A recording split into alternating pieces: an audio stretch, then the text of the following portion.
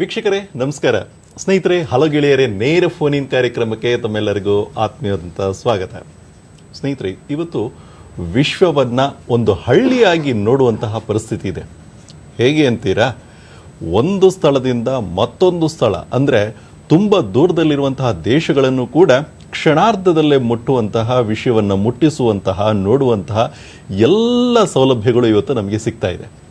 ಹಾಗಿದ್ರೆ ಇಂತಹ ವಿಜ್ಞಾನ ಬೆಳವಣಿಗೆಯ ಹಿಂದಿನ ತಾಂತ್ರಿಕತೆಗೆ ಪೂರಕವಾಗಿರುವಂಥದ್ದು ಉಪಗ್ರಹಗಳು. ಹಾಗಿದ್ರೆ ಎಲ್ರಿಗೂ ಕೂಡ ಇದ್ರ ಬಗ್ಗೆ ತಿಳ್ಕೊಳ್ಬೇಕು ಅನ್ನೋಂಥ ಆಸಕ್ತಿ ಅಂತೂ ಇದ್ದೇ ಇರುತ್ತೆ. ಅದರಲ್ಲೂ ವಿಶೇಷವಾಗಿ ನಾವು ಮೇ 17ನೇ ತಾರೀಕು ವಿಶ್ವ ದೂರ ಸಂಪರ್ಕ ದಿನವನ್ನಾಗಿ ಆಚರಿಸ್ತಿರುವಂಥದ್ದು. ಈ ನಿಟ್ಟಿನಲ್ಲಿ ಈ ದೂರ ಸಂಪರ್ಕಕ್ಕೆ ಪೂರಕವಾಗಿ ವಿಜ್ಞಾನ ಹೇಗೆ ಬೆಳೆದಿದೆ ಅನ್ನೋಂಥದ್ರ ಬಗ್ಗೆ ತಿಳ್ಕೊಳ್ಬೇಕು ಅನ್ನೋ ಆಸಕ್ತಿ ನಿಮ್ಮೆಲ್ರಿಗೂ ಇದೆಯಲ್ಲ. ಈ ನಿಟ್ಟಿನಲ್ಲಿ ಇಂದು ನಮ್ಮ ಜೊತೆಗಿರುವಂಥವರು ದೂರ ಸಂಪರ್ಕದಲ್ಲಿ ಆಗ್ತಿರುವಂತಹ ಕ್ರಾಂತಿಗಳ ಬಗ್ಗೆ ಹೆಚ್ಚಿನ ಮಾಹಿತಿಯನ್ನು ನೀಡ್ತಿದ್ದಾರೆ. ಭಾರತೀಯ ಬಾಹ್ಯಾಕಾಶ ಸಂಶೋಧನಾ ಸಂಸ್ಥೆಯ ಅಧ್ಯಕ್ಷರು ಹಾಗೂ ಭಾರತ ಸರ್ಕಾರದ ಅಂತರಿಕ್ಷ ವಿಭಾಗದ ಕಾರ್ಯದರ್ಶಿಗಳಾದ ಶ್ರೀ ಎಸ್ ಕಿರಣ್ ಕುಮಾರ್ ಅವರು. ಅವ್ರಿಗೆ ನಮ್ಮ ದೂರದರ್ಶನದ ಪರವಾಗಿ ಹಾಗೂ ನಮ್ಮೆಲ್ಲ ವೀಕ್ಷಕರ ಪರವಾಗಿ ಕಾರ್ಯಕ್ರಮಕ್ಕೆ ಆತ್ಮೀಯವಾದಂಥ ಸ್ವಾಗತವನ್ನು ಕೊಡ್ತಿದ್ದೇನೆ. ನಮಸ್ಕಾರ ಕಿರಣ್. ನಮಸ್ಕಾರ ಸ್ನೇಹಿತರೆ, ಇನ್ನು ಕಾರ್ಯಕ್ರಮವನ್ನು ಆರಂಭ ಮಾಡೋದಕ್ಕಿಂತ ಮುನ್ನ ಸೂಚನೆ: ತಾವು ಕೇಳುವಂಥ ಪ್ರಶ್ನೆಗಳು ನೇರವಾಗಿರಲಿ, ಸಂಕ್ಷಿಪ್ತವಾಗಿರಲಿ ಹಾಗೂ ಒಬ್ಬರು ಒಂದು ಪ್ರಶ್ನೆಯನ್ನು ಮಾತ್ರ ಕೇಳಿ. ಪ್ರಶ್ನೆಯನ್ನು ಕೇಳುವಂಥ ಸಂದರ್ಭದಲ್ಲಿ ದಯವಿಟ್ಟು ತಮ್ಮ ಟಿವಿಯ ಧ್ವನಿಯನ್ನು ಆದಷ್ಟು ಕಡಿಮೆ ಮಾಡಿ ನೇರವಾಗಿ ದೂರವಾಣಿ ಮೂಲಕವೇ ಮಾತನಾಡಿ. ಇನ್ನು ನಿಮ್ಮ ಕರೆಯನ್ನು ತೆಗೆದುಕೊಳ್ಳೋದಕ್ಕಿಂತ ಮುನ್ನ ಪ್ರಶ್ನೆಯನ್ನು ಕೇಳೋದಾದರೆ, ಕಿರಣ್ ಕುಮಾರ್ ಅವರೇ, ಈಗ ನಮಗೆಲ್ಲ ಒಂದು ಕುತೂಹಲ ಏನು ಅಂತಂದರೆ, ಉಪಗ್ರಹಗಳನ್ನು ಹೇಗೆ ಉಡಾವಣೆ ಮಾಡ್ತಾರೆ? ಒಂದು ಕಡೆ ಕೇಂದ್ರ ಅನ್ನೋಂಥದ್ದಿರುತ್ತೆ, ಮತ್ತೊಂದು ಕಡೆ ಉಡಾವಣಾ ಸ್ಥಳ ಬೇರೆ ಕಡೆ ಇರುತ್ತೆ. ಇಂತಹ ಒಂದು ತಾವು ಸಂಭ್ರಮಿಸುವಂಥದ್ದನ್ನು ಪ್ರತಿಯೊಬ್ಬರು ವಾಹಿನಿಗಳಲ್ಲಿ ನೋಡ್ತಾ ಇರ್ತಾರೆ. ತಮ್ಮ ಸಂತೋಷವನ್ನು ಎಲ್ಲರೂ ಕೂಡ ಸಂಭ್ರಮದಿಂದ ಆಚರಣೆ ಮಾಡ್ತಾರೆ, ಇಡೀ ದೇಶನೇ ಆಚರಣೆ ಮಾಡುತ್ತೆ. ಈ ನಿಟ್ಟಿನಲ್ಲಿ ಅದರಲ್ಲೂ ಇವತ್ತೊಂದು ರೀತಿಯಲ್ಲಿ ಈ ದೂರ ಸಂಪರ್ಕಕ್ಕೆ ಸಂಬಂಧಪಟ್ಟಂತೆ ಕ್ರಾಂತಿಯೇ ಇಡೀ ನಮ್ಮ ಮಾನವ ಕುಲದ ಬದಲಾವಣೆಯನ್ನು ನೋಡೋದಕ್ಕೆ ಸಾಧ್ಯವಾಗ್ತದೆ. ಈ ನಿಟ್ಟಿನಲ್ಲಿ ಇಂದಿನ ದೂರ ಸಂಪರ್ಕ ದಿನಾಚರಣೆಯ ಹಿನ್ನೆಲೆಯ ಬಗ್ಗೆ ಒಂದಿಷ್ಟು ಮಾಹಿತಿಯನ್ನು ನೀಡ್ತೀರಾ? ಇವತ್ತು ದೂರ ಸಂಪರ್ಕ ದಿನಾಚರಣೆಯನ್ನು ವಿಶ್ವದಲ್ಲಿ ಎಲ್ಲ ಕಡೆ ಆಚರಿಸ್ತಿದೆ. ಆದರೆ 2005ನೇ ಇಸ್ವಿನಲ್ಲಿ ವಿಶ್ವ ಶೃಂಗಸಭೆಯಲ್ಲಿ 17ನೇ ತಾರೀಕಿನ ವಿಶ್ವ ದೂರ ಸಂಪರ್ಕ ಮತ್ತು ಮಾಹಿತಿ ಸೊಸೈಟಿ ದಿನ ಅಂತ, world telecommunication and information society day ಅಂತ ಅವರು ಸಾರ್ವತ್ರಿಕ ಸಭೆ ನಿಶ್ಚಯಿಸಿತು. ಇದಕ್ಕೆ ಮುಂಚೆ ಇಂಟರ್ನ್ಯಾಷನಲ್ ಟೆಲಿಕಮ್ಯುನಿಕೇಷನ್ ಯೂನಿಯನ್ ಅವ್ರ ಸ್ಥಾಪನೆ ಆದಮೇಲೆ 1973ರಲ್ಲಿ ಮೇ 17ನೇ ತಾರೀಕಿನ ವಿಶ್ವ ದೂರ ಸಂಪರ್ಕ ದಿನ ಅಂತ ಆಚರಿಸ್ತಾಯಿದ್ರು. ಆಮೇಲೆ ITU ಸಂಯುಕ್ತ ರಾಷ್ಟ್ರ ವಿಶೇಷ ಸಂಸ್ಥೆಯಾಗಿದೆ ಆಗಿರತಕ್ಕಂಥ ITUನಲ್ಲಿ ಅಭಿವೃದ್ಧಿಶೀಲ ರಾಷ್ಟ್ರಗಳಲ್ಲಿ ದೂರ ಸಂಪರ್ಕ ಸುಧಾರಿಸಲು ಮತ್ತು ವಿಶ್ವದಾದ್ಯಂತ ತಾಂತ್ರಿಕ ಗುಣಮಟ್ಟವನ್ನು ಹೆಚ್ಚಿಸಲು ಕೆಲಸ ಮಾಡ್ತಾಯಿದೆ. ರೇಡಿಯೋ ಸ್ಪೆಕ್ಟ್ರಮ್ ಹಂಚಿಕೆ, ಜಾಗತಿಕ ಉಪಗ್ರಹ ಕಕ್ಷೆಗಳನ್ನು ನಿಯೋಜಿಸುವ ಕಾರ್ಯಕ್ರಮ. ಅಂದರೆ ಈಗ 36,000 ಕಿಲೋಮೀಟರ್ ಎತ್ತರದಲ್ಲಿ ಯಾವುದೋ ಒಂದು ಜಿಯೋಸ್ಟೇಷನರಿ ಆರ್ಬಿಟ್ ಅಂತ ಹೇಳ್ತೀವಿ. ಈಗ ಪ್ರಪಂಚದಲ್ಲಿ ಸಂಪರ್ಕ ಸಾಧನೆ ಆಗಬೇಕಾದ್ರೆ ಒಂದು ಲೈನ್ ಆಫ್ ಸೈಟ್ ಕಮ್ಯುನಿಕೇಷನ್ ಅಂತ ಹೇಳ್ತೀವಿ. ಮುಂಚೆ ಮೈಕ್ರೋವೇವ್ ಟವರ್ಸ್ ಇರ್ತಾಯಿತ್ತು. ಒಂದು ಟವರಿಂದ ಇನ್ನೊಂದು ಟವರ್ಗೆ ಸಿಗ್ನಲ್ನ ಪಾಸ್ ಮಾಡಿ, ಸೊ ಅದನ್ನು ಭೂಮಿ ಮೇಲೆ ಅದನ್ನು ಉಪಯೋಗಿಸ್ಕೊಂಡು ಒಂದು ಕಡೆಯಿಂದ ಇನ್ನೊಂದು ಕಡೆಗೆ ಕನೆಕ್ಟಿವಿಟಿ ಬರ್ತಾಯಿತ್ತು. ಈ ಉಪಗ್ರಹ 36,000 ಕಿಲೋಮೀಟರ್ ಎತ್ತರದಲ್ಲಿರುವಾಗ ಅದು ಹೇಗೆ ಕೆಲಸ ಮಾಡುತ್ತೆ ಅಂದರೆ, ಒಂದು ಟವರ್, ನಾವು 36,000 ಕಿಲೋಮೀಟರ್ ಎತ್ತರದಲ್ಲಿರ್ತಕ್ಕಂಥ ಒಂದು ಟವರ್ನ ನೀವು ನಿರ್ಮಾಣ ಮಾಡಿದ್ರೆ ಎಷ್ಟು ಜಾಗ ಅದು ಕವರ್ ಮಾಡ್ಬೋದು ಅಂದರೆ, ಭೂಮಿಯ 1/3 ಭಾಗನ ಅದು ಕವರ್ ಮಾಡ್ಬೋದು. ಭೂಮಿಯ 1/3 ಭಾಗನ ಕವರ್ ಮಾಡಬೇಕಾದ್ರೆ ನಿಮ್ಮದು ಲೈನ್ ಆಫ್ ಸೈಟ್ ಕಮ್ಯುನಿಕೇಷನ್ನು ಒಂದು ಕಡೆಯಿಂದ ಇನ್ನೊಂದು ಕಡೆಗೆ ಇದರಲ್ಲಿ ಸಾಧ್ಯ ಆಗುತ್ತೆ. ಸೊ ಈ ಉಪಗ್ರಹಗಳು ಬಂದಾಗಿಂದ ಇಡೀ ಪ್ರಪಂಚದಲ್ಲಿ ಒಂದು ಜಾಗದಿಂದ ಇನ್ನೊಂದು ಜಾಗಕ್ಕೆ ಕನೆಕ್ಟಿವಿಟಿ ಕೊಡೋದಕ್ಕೆ ತುಂಬ ಹೆಚ್ಚಿನ ಸಾಧ್ಯತೆ ಆಯಿತು. ಯಾಕೆಂದರೆ ಮುಂಚೆ ಅದಕ್ಕೆ ನೀವು ಬೇಕಾದರೆ ಹೇಗೆ ಮೈಕ್ರೋವೇವ್ ಟವರ್ಸ್ ಬೇಕಾಗಿತ್ತು, ಅಥವಾ ಸಬ್ಮೆರಿನ್ ಕೇಬಲ್ಸು ಇದು ಓಷನ್ನಲ್ಲಿ ಅಥವಾ ಸಮುದ್ರದ ಮೂಲಕ ಇದು ಮಾಡಬೇಕಾದ್ರೆ ಅದೆಲ್ಲ ಕನೆಕ್ಟಿವಿಟಿ ಆ ಥರ ಬೇಕಾಗಿತ್ತು. ಈ ಉಪಗ್ರಹಗಳು ಬರೋಕ್ಕೆ ಶುರು ಆದಮೇಲೆ 1957ನೇ ಇಸ್ವಿನಲ್ಲಿ ಮೊಟ್ಟ ಮೊದಲ ಉಪಗ್ರಹನ ಸ್ಪುಟ್ನಿಕ್ ಅಂತ ರಷ್ಯಾದವ್ರು ಬಿಟ್ಟರು. ಅದಾದಮೇಲೆ ಅಮೇರಿಕಾದವರು, ರಷ್ಯಾದವರು ಪೈಪೋಟಿನಲ್ಲಿ ಡೆವಲಪ್ಮೆಂಟ್ ಮಾಡ್ತಾ ಹೋದರು. ನಾವು ಇಂಡಿಯಾದವರು ಮೊಟ್ಟ ಮೊದಲ ಸಂಪರ್ಕ ಉಪಗ್ರಹ ನಾವು ಮಾಡಿದ್ದು 1982ನೇ ಇಸ್ವಿನಲ್ಲಿ ಇನ್ಸ್ಯಾಟ್ ಸೀರೀಸ್ದಂತ ಒಂದು. ಅದಕ್ಕೂ ಮುಂಚೆ 1975ರಲ್ಲಿ ಅಮೇರಿಕಾದ ಒಂದು ಉಪಗ್ರಹ ATS-F ಅಥವಾ ATS-6 ಅಂತ ಅಡ್ವಾನ್ಸ್ ಟೆಕ್ನಾಲಜಿ ಸ್ಯಾಟಲೈಟ್, ಅದನ್ನು ಉಪಯೋಗಿಸ್ಕೊಂಡು ನಮ್ಮ ದೇಶದಲ್ಲಿ ಇಡೀ ಸುಮಾರು ಒಂದು 2400 ಹಳ್ಳಿಗಳಲ್ಲಿ ನೀವು ಬ್ರಾಡ್ಕಾಸ್ಟ್ ಸರ್ವಿಸ್ನ ಡೈರೆಕ್ಟ್ ಫ್ರಮ್ ಸ್ಯಾಟಲೈಟ್ ಮಾಡಿ ತೋರಿಸಿ ಹೇಗೆ ಈ ಒಂದು ಮಾಧ್ಯಮವನ್ನು, ಸಂಪರ್ಕ ಮಾಧ್ಯಮವನ್ನು, ಉಪಗ್ರಹದ ಸಂಪರ್ಕ ಮಾಧ್ಯಮವನ್ನು ಉಪಯೋಗಿಸ್ಕೊಂಡು ರೈತರಿಗೆ ಹಾಗೂ ಹಳ್ಳಿಗಳ ಜನಗಳಿಗೆ ಒಂದು ಮಾಹಿತಿ ಕೊಡೋದಕ್ಕೆ ಸಾಧ್ಯ ಇದೆ. ಬೇಗ ಈ ಒಂದು ನೀವು ಕ್ರಾಂತಿ ಅಂತ ಏನು ಹೇಳಿದ್ರೆ ಸಂಪರ್ಕ ಕ್ರಾಂತಿ ಅಂತ, ಆ ಥರ ಸಂಪರ್ಕ ಕ್ರಾಂತಿ ಮಾಡೋದಕ್ಕೆ ಸಹಾಯ ಆಯಿತು ಉಪಗ್ರಹಗಳಿಂದ. ಹಾಗಿದ್ರೆ ಒಟ್ಟಿನಲ್ಲಿ ನಮ್ಗನ್ಸೋದೇನು ಅಂತಂದ್ರೆ, ಎಲ್ಲೋ ಒಂದು ಕಡೆ ಎಷ್ಟು ಬೆಳವಣಿಗೆಗೆ ಸಾಧ್ಯತೆ ಇತ್ತು ಅಂತಂದ್ರೆ ಈ ಹಿಂದಿನವರು ಎಲ್ಲೋ ಒಂದು ಕನಸುಗಳನ್ನು ಕಂಡಿರಬಹುದು ಅನ್ನುವಂಥದ್ದು ನಮ್ಮೆಲ್ರಿಗೂ ಗೊತ್ತಿರುವಂಥದ್ದೇ. ಹಾಗಿದ್ರೆ ಅಂತಹ ಕನಸುಗಳು ನಮ್ಮ ಇತಿಹಾಸದ ಪುಟಗಳಲ್ಲಿ ಹೇಗೆ ಕಂಡುಕೊಂಡ್ರು, ಮತ್ತೆ ಆ ಕಲ್ಪನೆಗಳನ್ನು ಸಾಕಾರ ಮಾಡೋದಕ್ಕೋಸ್ಕರ ಹೇಗೆ ಬೆಳವಣಿಗೆ ಆಯಿತು ಅನ್ನೋದ್ರ ಬಗ್ಗೆ. ಈಗ ನಮ್ಮ ನಿಜ ಜೀವನದಲ್ಲಿ ನೋಡಬೇಕಾದ್ರೆ ಒಬ್ಬರಿಂದ ಒಬ್ರಿಗೆ ಮಾಹಿತಿ ಕೊಡಬೇಕು. ಎಷ್ಟೊಂದು ವಿಷಯಗಳಿಗೆ, ಈಗ ಒಂದು ಮನೆಯಲ್ಲಿ ಒಂದು ಮಗು ಹುಟ್ಟು ಅಂದರೆ ಆ ಮಗು ಹುಟ್ಟಿದೆ ಅನ್ನೋದನ್ನು ತಿಳಿಸೋದು ಬೇಕಾಗತ್ತೆ, ಅಥವಾ ಇನ್ನೇನಾದ್ರು ಒಂದು ಇವೆಂಟ್ ಆದರೆ ಅದ್ರ ಬಗ್ಗೆ ತಿಳಿಸೋದಕ್ಕೆ. ಮುಂಚಿನ ಕಾಲದಲ್ಲಿ ಇದು ಬೇಕು ಅಂದರೆ ಈಗ ಹೇಗಿತ್ತು, ಮನುಷ್ಯನೇ ಒಬ್ಬ ಓಡಿ ಹೋಗಿ ಕೊಡ್ತಾ ಇರ್ತಕ್ಕಂಥ ಒಂದು ಇತ್ತು. ಅದಾದಮೇಲೆ ಕುದುರೆಗಳಿಂದ ಹಾಗೆ ಬೆಳೀತಾ ಬೆಳೀತಾ ಆಮೇಲೆ ಫಸ್ಟು ನಮ್ಮ ಈ ಸೈಂಟಿಫಿಕ್ ಡೆವಲಪ್ಮೆಂಟ್ ಅಂದರೆ ಟೆಲಿಗ್ರಾಫಿಕ್ ಮೆಸೇಜ್ ಕೊಡೋದು ಅಂತ ಮೋರ್ಸ್ ಕೋಡ್ ಮಾಡಿದ್ರು, ಟೆಲಿಗ್ರಾಫಿಕ್ ಮೆಸೇಜ್ ಬಂತು. ಟೆಲಿಗ್ರಾಫಿಕ್ ಮೆಸೇಜ್ ಆದಮೇಲೆ ಟೆಲಿಫೋನ್ ಸರ್ವೀಸಸ್ ಬಂತು. ಹಾಗೆ ಟೆಲಿಫೋನ್ ಸರ್ವೀಸಸ್ ಆದಮೇಲೆ ಹೀಗೆ ನಾವು ಮೈಕ್ರೋವೇವ್ ಟವರ್ಗಳ ಬಗ್ಗೆ, ಒಂದು ಕಡೆಯಿಂದ ಇನ್ನೊಂದು ಕಡೆಗೆ ಈ ಎಲೆಕ್ಟ್ರೋಮ್ಯಾಗ್ನೆಟಿಕ್ ರೇಡಿಯೇಷನ್ ಅಂತ ಏನಿದೆ ಅದನ್ನು ಉಪಯೋಗಿಸ್ಕೊಂಡು ಒಂದು ಜಾಗದಿಂದ ಇನ್ನೊಂದು ಜಾಗಕ್ಕೆ ಈ ಮಾಹಿತಿಯನ್ನು ತಲುಪಿಸೋದಕ್ಕೆ ಇದಾಯಿತು. ಹಾಗೆ ಅದು ಬೆಳೀತಾ ಬೆಳೀತಾ ಇವತ್ತು ಉಪಗ್ರಹದಿಂದ ನೀವು ಹೇಳಿದಾಗೆ ಇವತ್ತು ನಿಮ್ಮ ಅಂಗೈಯಲ್ಲಿ ಇಡೀ ಪ್ರಪಂಚದಲ್ಲಿ ಯಾವುದೇ ಕ್ಷಣದಲ್ಲಿ ಏನು ನಡೀತಾ ಇದೆ ಅನ್ನೋದನ್ನು ನೋಡೋ ಒಂದು ಸಾಧ್ಯತೆ ಇದೆ.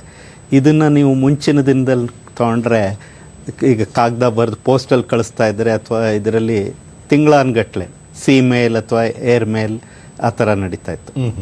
ಈಗ ಒಂದು ಕರೆ ತೆಗೆದುಕೊಳ್ಳೋಣ. ಬನಶಂಕರಿಯಿಂದ ಇರುವಂತ ಕರೆ. ರಾಜೇಂದ್ರ ಅವರು ಕೇಳಿ ತಮ್ಮ ಪ್ರಶ್ನೆಯನ್ನ. ನಮಸ್ಕಾರ ಸರ್. ನಮಸ್ಕಾರ, ಕೇಳಿ. ಯೋಗೇಶ್ ಮತ್ತೆ ಇಸ್ರೋ ಸರ್ ಅವ್ರಿಗೆ ಕೇಳಿ. ಅಲ್ಲ, ಮೊದಲಿಗೆ ನಾವು ಇಸ್ರೋಗೆ ಬಹಳ ಅಭಿನಂದನೆ ಸಲ್ಲಿಸಬೇಕು. ಹಲೋ, ಧನ್ಯವಾದಗಳು. ಹೇಳಿ. ಈಗಿನ ಇಂಟರ್ನೆಟ್, ಟಿವಿ, ಮೊಬೈಲ್ ಎಲ್ಲದಕ್ಕೂ ನಿಮ್ದೇ ಕೊಡುಗೆ ಸರ್. ಈಗ ನೇರವಾಗಿ ಪ್ರಶ್ನೆ ಕೇಳೋದಾದ್ರೆ ಏನ್ ಕೇಳ್ತೀರಾ? ಪ್ರಶ್ನೆ ಅಂದ್ರೆ, ಈಗ ರೀಸೆಂಟ್ ಆಗಿರೋ ಒಂದು ಭಾಷಣ ಮಾಡಿದ್ರು ನಮ್ಮ ಇದರಲ್ಲಿ. ಅದ್ರಲ್ಲಿ ಈಗ ವೈಫೈ ಇದೆಯಲ್ಲ ಸರ್, ವೈಫೈ ಕನೆಕ್ಟಿವಿಟಿ ಅದು ಪೂರ್ತಿ ಓಪನ್ ಆಗೋ ತರ ಆದ್ರೆ ಎಲ್ರಿಗೂ ಈಸಿಯಾಗಿ ಸಿಗೋ ತರ ಗ್ಲೋಬಲಿ ಆ ತರ ಏನೋ ರಿಸರ್ಚ್ ಮಾಡ್ತಾ ಇದ್ರು. ಅದೇನಾದ್ರು ಇದೆಯಾ? ವೈಫೈ ಅಂದರೆ ವೈಫೈ ಜೊತೆಗೆ ಲೈಫೈ ಅಂತ, ಲೈಟ್ ಮೂಲಕ ಈಗ ನೀವು ಹೇಗೆ ವೈರ್ಲೆಸ್ ಕನೆಕ್ಟಿವಿಟಿ ಕೊಡ್ತಿದ್ದೀರಾ ಅದೇ ಥರ ಲೈಟ್ನ ಉಪಯೋಗಿಸ್ಕೊಂಡು ಇನ್ನೂ ಹೆಚ್ಚಿನ ಬ್ರಾಡ್ಬ್ಯಾಂಡ್ ಸ್ಪೆಕ್ಟ್ರಮ್ ಜಾಸ್ತಿ ಬರೋ ಹಾಗೆ ಇದು ಮಾಡಿಕೊಂಡು ಹೆಚ್ಚಿನ ಕೆಪಾಸಿಟಿಯನ್ನು ಉಪಯೋಗಿಸೋದಕ್ಕೆ ಪ್ರಯತ್ನಗಳು ನಡೀತಾ ಇದೆ. ಅದು ಅಂದರೆ ಈಗ ಲೈಟ್ನ, ಈಗ ಇನ್ಫ್ರಾರೆಡ್ ಲೈಟ್ ಅಂತ ಹೇಳಿಬಿಟ್ಟು ಆ ಲೈಟ್ನ ಉಪಯೋಗಿಸಿದಾಗ ಆ ಫ್ರೀಕ್ವೆನ್ಸಿ ಹಾಗೂ ಅದರ ಸ್ಪೆಕ್ಟ್ರಲ್ ಬ್ಯಾಂಡ್ವಿಡ್ತ್ ಯೂಸಬಿಲಿಟಿ ಅಂತ ಏನು ಹೇಳ್ತೀವಿ ಅದೆರಡು ತುಂಬ ಜಾಸ್ತಿ ಇದೆ. ಇದರಿಂದ ಇನ್ನೊಂದು, ಈ ಒಂದು ಜಾಗದಿಂದ ಇನ್ನೊಂದು ಜಾಗಕ್ಕೆ ಈ ಎಲೆಕ್ಟ್ರೋಮ್ಯಾಗ್ನೆಟಿಕ್ ರೇಡಿಯೇಷನ್ ಹೋಗೋದಕ್ಕೇನು ಕೂಡ ಅದರಲ್ಲೂ ಈ ಲೈಟ್ ಯೂಸ್ ಮಾಡಿದಾಗ ಇನ್ನೂ ಹೆಚ್ಚಿನ ಕನೆಕ್ಟಿವಿಟಿ ಸಾಧ್ಯತೆಗಳಿದೆ ಅಂತ ಅದನ್ನು ಉಪಯೋಗಿಸ್ಕೊಂಡು ಅದರಲ್ಲೂ ಹೆಚ್ಚಿನ ಒಂದು ಸಂಶೋಧನೆ ನಡೀತಾ ಇದೆ ಪ್ರಪಂಚದ ಬೇರೆ ಬೇರೆ ಭಾಗಗಳಲ್ಲಿ. ಮತ್ತೆ ಈಗ ಕಿರಣ್ ಕುಮಾರ್ ಅವರೇ, ನಾವು ಸಾಮಾನ್ಯವಾಗಿ ಗಮನಿಸೋದಾದ್ರೆ ದೂರ ಸಂಪರ್ಕ ಅಂದಾಕ್ಷಣಕ್ಕೆ ನಮಗೆ ಗೊತ್ತಾಗುವಂಥದ್ದೇನು, ನಾವು ಮಾತಾಡುವಂಥ ದೂರವಾಣಿ ಇರಬಹುದು ಅಥವಾ ಈ ಮೊಬೈಲ್ ಇರಬಹುದು, ಇದ್ರ ಬಗ್ಗೆ ಅಷ್ಟೇ ನಾವು ಸೀಮಿತಗೊಳ್ತೀವಿ. ಇದನ್ನ ಬಿಟ್ಟು ಬೇರೆ ಬೇರೆ ಕ್ಷೇತ್ರಗಳಲ್ಲೂ ಕೂಡ ನಾವು ಉಪಗ್ರಹಗಳನ್ನು ಬಳಸ್ತಾ ಇರುವಂಥದ್ದುಂಟು. ಅದರ ಸೇವೆಯನ್ನು ಯಾವ್ಯಾವ ಕ್ಷೇತ್ರಗಳಲ್ಲಿ ಬಳಸ್ತಾ ಇರುವಂಥದ್ದು ಹೇಗೆ ಅಂತ? ಈಗ ಉಪಗ್ರಹ ಅಂದರೆ ಈಗ ನೀವು ನಾ ಹೇಳಿದಾಗೆ ಜಿಯೋ ಸ್ಟೇಷನರಿ ತೊಗೊಂಡ್ರೆ ನೀವು ಒಂದು ಜಾಗದಿಂದ ಇನ್ನೊಂದು ಜಾಗಕ್ಕೆ ಅದರ ಲೈನ್ ಆಫ್ ಸೈಟ್ ಕನೆಕ್ಟಿವಿಟಿ ಇರೋ ಜಾಗದಲ್ಲಿ ಎಲ್ಲ ಕಡೆಗೆ ನೀವು ಯಾವುದೇ ಒಂದು ಮಾಹಿತಿಯನ್ನು ಬೇಕಾದ್ರೂ ಕೊಡ್ಬೋದು. ಬರೀ ನಿಮ್ಮ ವಾಯ್ಸ್ ಅಥವಾ ಅಷ್ಟೇ ಅಲ್ಲ, ಈಗ ನೀವು ಒಂದು ಕಡೆಯಿಂದ ರಿಮೋಟ್ ಕಂಟ್ರೋಲ್, ಈಗ ನಾವು ಇಂಡಿಯಾ ದೇಶದಲ್ಲೇ ಹ್ಯಾನ್ಲೆ ಅಂತ ಒಂದು ಜಾಗ ಇದೆ, ಇದು ಲಡಾಖ್ ಹತ್ರ, ಲೇಹ್ ಹತ್ರ, ಅಲ್ಲಿ ಒಂದು ಟೆಲಿಸ್ಕೋಪ್ ಎಸ್ಟಾಬ್ಲಿಷ್ ಮಾಡಿದೆ, ಇಲ್ಲಿ ಇಂಡಿಯನ್ ಇನ್ಸ್ಟಿಟ್ಯೂಟ್ ಆಫ್ ಆಸ್ಟ್ರೋಫಿಸಿಕ್ಸ್ ಅಂತ ಅವರು. ಅಲ್ಲಿ ಇರೋದಕ್ಕೆ ಕೂಡ ಕಷ್ಟ, ತುಂಬ ಚಳಿ ಜಾಗ, ಜೊತೆಗೆ ಅಲ್ಲಿ ಎತ್ತರದ ಜಾಗ ಇರೋದ್ರಿಂದ ಆರೋಗ್ಯಕ್ಕೆ ಇದಕ್ಕೆಲ್ಲ ಸ್ವಲ್ಪ ಕಷ್ಟ ಆಗುತ್ತೆ. ಅಂಥದ್ರಲ್ಲಿ ಎಲ್ಲ ರಿಮೋಟ್ ಕನೆಕ್ಟಿವಿಟಿ ಕೂಡ ಇಲ್ಲಿ ಬೆಂಗಳೂರಿಂದ ಕೂತ್ಕೊಂಡು ಅವರು ಅದನ್ನು ಟೆಲಿಸ್ಕೋಪ್ನ ಯಾವ ದಿಕ್ಕಿಗೆ ತಿರುಗಿಸಿ ಯಾವ ಒಂದು ನಕ್ಷತ್ರ ಅಥವಾ ಒಂದು ಸೆಲೆಸ್ಟಿಯಲ್ ಆಬ್ಜೆಕ್ಟ್ನ ಸ್ಟಡಿ ಮಾಡಬೇಕು ಅದನ್ನೆಲ್ಲ ಕಂಟ್ರೋಲ್ ಮಾಡೋದಕ್ಕೆ ಕೂಡ ಈ ಸಂಪರ್ಕ ಸಾಧನ ಕೆಲಸ ಮಾಡುತ್ತೆ. ಅದೇ ರೀತಿ ನೀವು ಕೆಲವು ತುಂಬ ಕಷ್ಟಕರವಾದಂಥ ಜಾಗಗಳಿಗೆ ಹೋಗಿ ಅಲ್ಲಿ ಕಲೆಕ್ಟ್ ಮಾಡಬೇಕು ಅಂದರೆ ಈಗ ರೋಬೋಟಿಕ್ ಆಗಿ ಮಾಡ್ಬೋದು. ಅದರಲ್ಲೂ ಕೂಡ ನೀವೆಲ್ಲ ದೂರ ಸಂಪರ್ಕದಿಂದ ಮಾಡ್ಬೋದು. ಈಗ ನಾವು ಮಾರ್ಸ್ನಲ್ಲಿ ಅಥವಾ ಚಂದ್ರನಲ್ಲಿ ಅಥವಾ ಬೇರೆ ಬೇರೆ ಕಡೆ ನಾವು ಒಂದು ಉಪಗ್ರಹ ಕಳಿಸಿದಾಗ ಅಥವಾ ರೋಬೋಟ್ಸ್ ಕಳಿಸಿದಾಗ ಅದನ್ನು ಕಂಟ್ರೋಲ್ ಮಾಡೋದಕ್ಕೆ, ಅದರಿಂದ ಬೇಕಾಗುವಂಥ ಮಾಹಿತಿನ ಪಡೆಯೋದಕ್ಕೆ, ಇದಕ್ಕೂ ಎಲ್ಲ ಈ ದೂರ ಸಂಪರ್ಕ ತುಂಬ ಹೆಚ್ಚಿನ ರೀತಿಯಲ್ಲಿ ಸಹಾಯ ಮಾಡುತ್ತೆ. ಜೊತೆಗೆ ಈಗ ನೀವು ಸುನಾಮಿನೇ ತಗೋಬೋದು, ಅದರಲ್ಲೂ ಕೂಡ ಈಗ ಸಮುದ್ರದ ತಳದಲ್ಲಿ ಕೆಲವು ಸೆನ್ಸರ್ಗಳನ್ನ ಇಟ್ಟಿರುತ್ತೆ. ಆ ಸೆನ್ಸರ್ಗಳಿಂದ ಆ ಒಂದು ಸಿಗ್ನಲ್ನ ಉಪಗ್ರಹದ ಮೂಲಕ ಕಂಟ್ರೋಲ್ ಸೆಂಟರಿಗೆ ತಂದು ನಿಮಗೆ ಮುಂಚೆ ಒಂದು ವಾರ್ನಿಂಗ್ ಕೊಡೋದಕ್ಕೆ ಕೂಡ ಒಂದು ಸಹಾಯಕಾರಿ ಆಗುತ್ತೆ. ಯಾವುದೇ ಒಂದು ಈಗ ಅರ್ಥಕ್ವೇಕ್ ಆಯಿತು, ಅರ್ಥಕ್ವೇಕ್ ಆದಮೇಲೆ ಸುನಾಮಿ ಬರ್ಬೋದಾ, ಯಾವ ಜಾಗಕ್ಕೆ ಬರುತ್ತೆ, ಇದಕ್ಕೂ ಎಲ್ಲ ಹೆಚ್ಚಿನ ಮಾಹಿತಿಗಳು ಬೇಕಾದಾಗ. ಅದೇ ರೀತಿ ಬೇರೆ ಬೇರೆ ಕ್ಷೇತ್ರಗಳಲ್ಲಿ ಒಂದು ಇನ್ಸಿಟು ಅಬ್ಸರ್ವೇಷನ್ಸ್ ಅಂತ ಏನು ಹೇಳ್ತೀವಿ, ಅಂದರೆ ಆ ಜಾಗದಲ್ಲಿ ಅದು ಪತ್ತೆ ಮಾಡಿ ಒಂದು ಮಾಹಿತಿಯನ್ನು ಕಲೆಕ್ಟ್ ಮಾಡುತ್ತೆ. ಅದನ್ನು ಕೇಂದ್ರಕ್ಕೆ ಒಂದು ಸೆಂಟ್ರಲ್ ಸ್ಟೇಷನಿಗೆ ತೊಗೊಂಬಂದು ಮಾಡೋದಕ್ಕೆ. ಸೊ ಈ ರೀತಿ ಬರೀ ಒಂದು ವಾಯ್ಸ್ ಕಮ್ಯುನಿಕೇಷನ್ ಅಷ್ಟೇ ಅಲ್ಲ, ಅಥವಾ ದೂರದರ್ಶನ್ ಥರ ಬರೀ ಬ್ರಾಡ್ಕಾಸ್ಟಿಂಗ್ ಸರ್ವಿಸ್ ಅಷ್ಟೇ ಅಲ್ಲ, ನಮ್ಮ ಜೀವನದ ಬೇರೆ ಬೇರೆ ಕ್ಷೇತ್ರಗಳಲ್ಲಿ ಉಪಯೋಗ ಆಗತಕ್ಕಂಥ ಕೆಲಸಗಳನ್ನು. ಈಗ ಇನ್ನೊಂದು ಇಲ್ಲೇ ಬೆಂಗಳೂರಿನವರೇ ಒಬ್ಬರು ಒರಿಸ್ಸಾದಲ್ಲಿ ಒಂದು ಹಳ್ಳಿನಲ್ಲಿ ಅವರು ಸುಮಾರು 200 ಮನೆ ಇದೆ ಆ ಹಳ್ಳಿನಲ್ಲಿ. ಅಲ್ಲಿ ಅವರು ಈ ರಿಮೋಟ್ ಕನೆಕ್ಟಿವಿಟಿಯಿಂದ ಈಗ ಒಂದು ಯಾವುದಾದ್ರು ಒಂದು ಅಗ್ರಿಕಲ್ಚರ್ ಫೀಲ್ಡಲ್ಲಿ ಯಾವ ಟೈಮಲ್ಲಿ ಪಂಪ್ ಸ್ಟಾರ್ಟ್ ಆಗಬೇಕು, ಆಮೇಲೆ ಆ ಪಂಪ್ ಸ್ಟಾರ್ಟ್ ಆದಮೇಲೆ ಯಾವ ಟೈಮಲ್ಲಿ ಅದು ನಿಲ್ಲಬೇಕು, ಈ ಥರ ಕಂಟ್ರೋಲ್ಗೆ ಇದಕ್ಕೂ ಎಲ್ಲ ಈ ಒಂದು ಸಂಪರ್ಕ ಸಾಧನನ ಉಪಯೋಗಿಸ್ಕೊಂಡು ಮಾಡ್ತಾರೆ. ಸೊ ನೀವು ಆ ಥರ ಯೋಚನೆ ಮಾಡ್ತಾ ಹೋದರೆ ನಮ್ಮ ಸಂಪರ್ಕ ಸಾಧನ ಅಂದರೆ ಅದನ್ನು ನೀವು ಜೀವನದ ಎಲ್ಲ ಕ್ಷೇತ್ರಗಳಲ್ಲೂ ಉಪಯೋಗಿಸ್ಕೊಂಡು ಬರೀ ಮಾಹಿತಿ ತಿಳ್ಕೊಳ್ಳೋದಷ್ಟೇ ಅಲ್ಲ, ಆ ಮಾಹಿತಿಯಿಂದ ಅದನ್ನು ಕಂಟ್ರೋಲ್ ಮಾಡೋದಕ್ಕೆ ಕೂಡ ಬೇಕಾದಷ್ಟು ಸಹಾಯ ಮಾಡ್ತೀವಿ. ಆದರೆ ನೀವು ಹೇಳ್ತಿರೋಂಥದ್ದು ನಾವು ಈಗ ಮುಂದಿನ ಕರೆಯನ್ನು ತೆಗೆದುಕೊಂಡು ಮೈಸೂರಿಂದ ಇರುವಂಥ ಕರೆ. ಯೋಗೇಶ್ ಅವರು ಕೇಳಿ ತಮ್ಮ ಪ್ರಶ್ನೆಯನ್ನ. Sir, first of all congratulations for NavIC. ಕೇಳಿ. ಹಲೋ ಸರ್, ನಂದು 3 ಪ್ರಶ್ನೆಗಳಿದೆ ಸರ್. ಒಂದನ್ನ ಪ್ರಶ್ನೆ ಕೇಳಿ. Sir, GSLV satellite GSLV launch vehicle develop ಆಗಿದೆ ಅಂತ ಕೇಳ್ಪಟ್ಟೆ. ಅದು ಯಾವಾಗಿಂದ ಕಾರ್ಯಪ್ರಗತಿಗೆ ಬರುತ್ತೆ? ಆಮೇಲೆ ವೆದರ್ ಫೋರ್ಕಾಸ್ಟಿಂಗ್ ಇಂಪ್ರೂವ್ ಮಾಡಕ್ಕೆ ಏನಾದ್ರು ಯೋಜನೆ ಇಟ್ಟಿದ್ದೀರಾ? ಮತ್ತೆ ಇದು ವೆದರ್ ಫೋರ್ಕಾಸ್ಟಿಂಗ್ ಪರ್ಸೆಂಟೇಜ್ ಎಷ್ಟಿದೆ ಇಂಡಿಯಾದು? ಓಕೆ, ನೀವು GSLV ಕೇಳಿದ್ರಿ. ನಾವು ಈಗಾಗಲೇ ಕಳೆದ 2 GSLV Mark II ಲಾಂಚ್ನಲ್ಲಿ ನಮ್ಮದೇ ಆದಂತಹ ಇಂಡಿಜಿನಸ್ ಕ್ರಯೋ ಇಂಜಿನ್ಸ್ನ ಉಪಯೋಗಿಸ್ಕೊಂಡು 2 ಸಕ್ಸಸ್ಫುಲ್ಲಾಗಿ ಲಾಂಚ್ ಮಾಡಿದ್ದೀವಿ. ನಮ್ಮದು ಪ್ಲ್ಯಾನ್ ಇರೋದು ಪ್ರತಿ ವರ್ಷ 2 ಈ ರೀತಿಯ GSLV Mark II ರಾಕೆಟ್ಗಳನ್ನು ಉಡಾವಣೆ ಮಾಡೋದು. ಈಗ ನಮ್ಮ ಮುಂದಿನ ಉಡಾವಣೆಯಲ್ಲಿ ಇನ್ಸ್ಯಾಟ್ 3DR ಅಂತ, ಈಗ ನೀವು ಕೇಳಿದ್ರಿ ವೆದರ್ ಫೋರ್ಕಾಸ್ಟಿಂಗಿಗೆ ಬೇಕಾಗತಕ್ಕಂಥ ಮಾಹಿತಿಯನ್ನು ಕೊಡೋದಕ್ಕೆ ಏನಾದ್ರು ಕೆಲಸ ಮಾಡ್ತಾ ಇದ್ದೀರಾ ಅಂತ. ಇದರಲ್ಲಿ ನಮ್ಮದು ಇನ್ಸ್ಯಾಟ್ 3D ಅಂತ ಈಗಾಗಲೇ ಅದು 3 ವರ್ಷದಿಂದ ಕೆಲಸ ಮಾಡ್ತಾ ಇದೆ.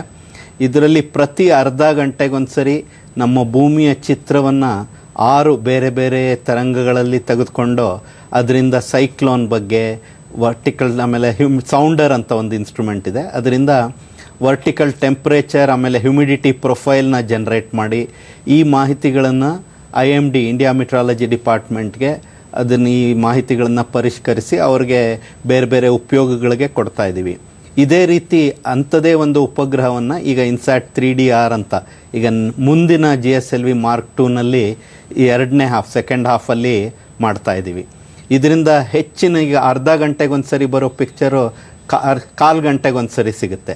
ಇದರಿಂದ ಇನ್ನೂ ಹೆಚ್ಚಿನ ಮಾಹಿತಿ ದೊರೆಯುತ್ತೆ. ಹಾಗೂ ಮುಂದಿನ ಕೆಲಸಗಳಿಗೂ ಅದು ಪೂರಕವಾಗುತ್ತೆ.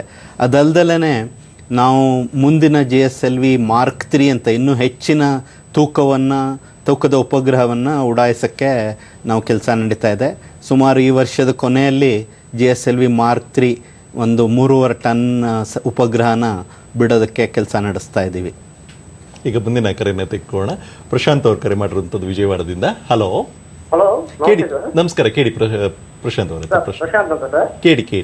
ಸರ್, ನಾವು ರಾಕೆಟ್ ಲಾಂಚ್ ಮಾಡ್ತೀವಲ್ಲ ಸರ್, ನಾವು ವಿಜಯವಾಡದಿಂದ ಮಾತಾಡ್ತೀವಿ. ರಾಕೆಟ್ ಲಾಂಚ್ ಮಾಡುವಾಗ stage 1, stage 2, fighting stages, 3 stages ಇರುತ್ತಲ್ಲ ಸರ್. ಅದು ಫೈನಲ್ ಆಗಿ ಸ್ಯಾಟಲೈಟ್ ಓಪನ್ ಆಗೋದು, ಅದು ನಾವು ಇಲ್ಲಿ ರಿಮೋಟ್ ಆಲ್ರೆಡಿ ಪ್ರೀ ಪ್ರೋಗ್ರಾಮ್ ಆಗಿರ್ತದ ರಾಕೆಟ್, ನಾವು ಇಲ್ಲಿಂದ ಬೇಸಿಂದ ಕಂಟ್ರೋಲ್ ಮಾಡ್ತೀರಾ ಸರ್? ಅದು ಇಲ್ಲ, ಎಲ್ಲವನ್ನು ಈ ರಾಕೆಟ್ನಲ್ಲಿ ಒಂದು ಪ್ರೋಸೆಸರ್ ಅಂತ ಇರುತ್ತೆ. ಅದು ಕೂಡ ನಾವು ವಿಕ್ರಮ್ ಪ್ರೋಸೆಸರ್ ಅಂತ ಒಂದು ಡೆವಲಪ್ ಮಾಡಿದ್ದೀವಿ.